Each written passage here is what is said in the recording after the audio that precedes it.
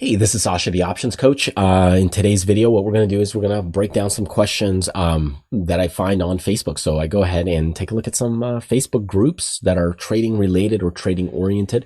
I'll screen capture some of those questions. And in today's video, what I've got a question for you that I find is very common that people ask. Okay, guys, I need help. Been here for a minute searching for non-biased info on the state of economy. I know there's no magic source or predictor, just looking for a trusted source or sources.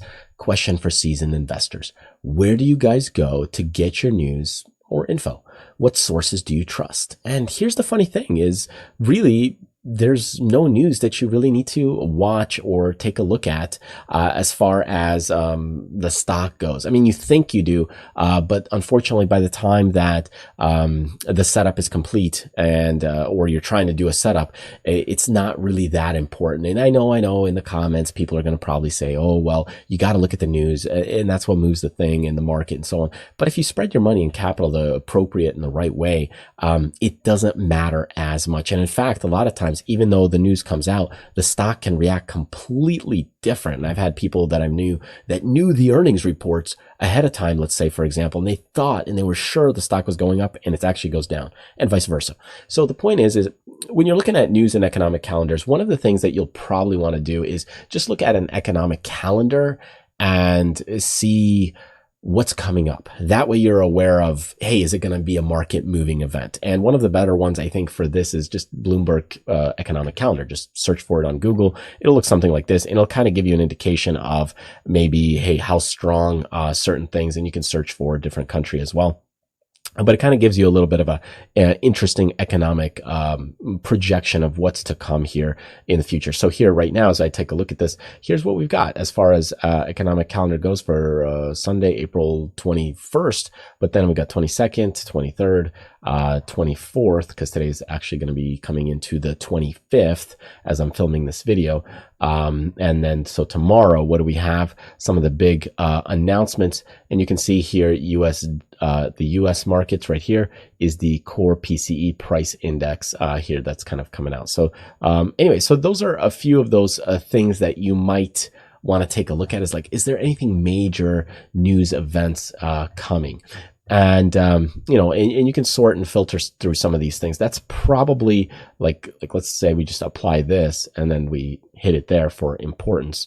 And now as we do the apply, well, mine right now isn't working. It's probably slow or ad blocker of some sort. But the point is that this is what you're looking for. Beyond that, if you're trying to look at like a specific stock news, like you'll see right here, Meta shares, why Meta shares stocks are falling this week. Well, take a look. If we actually look at Meta shares and we go into Meta, all these economic news things, they'll try to figure out like why. It's because humans want to know why. Why are things down? But there's no one direct reason. Because if I look at this actual earnings, the estimated earnings was 4.3. The actual was 4.7. It actually beat earnings, but the stock went down by like $52. Okay. So the point being is that when we actually look at the news, it does not matter. Whereas when we look at Tesla, here's Tesla for you.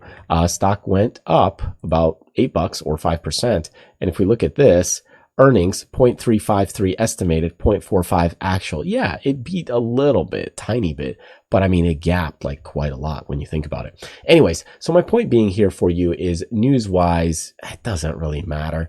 You might be thinking it matters. You've been trained to think it matters.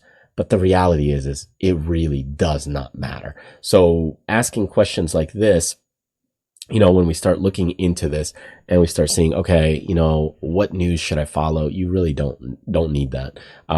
You got to learn how to manage your money. You got to learn how to spread money and risk. This is usually what I do and talk about in my coaching and mentoring program. There's a lot of things we discuss. It talks about, you know, method or strategy, learning to spread your money and capital, the money management behind it, and the mindsets. Because if you position yourself properly, you know, you don't have to worry or stress about those things. Is the news interesting? Sure. But do you really need it? Not really. So anyways, if you want to bog yourself down with it, the problem is every news source is going to be different. The reporting is going to be different. There's just a whole bunch of differences all the time when it comes to news, events, those kinds of things. It just never stops and ends. And there's always somebody different reporting. So there's no consistency behind it ever.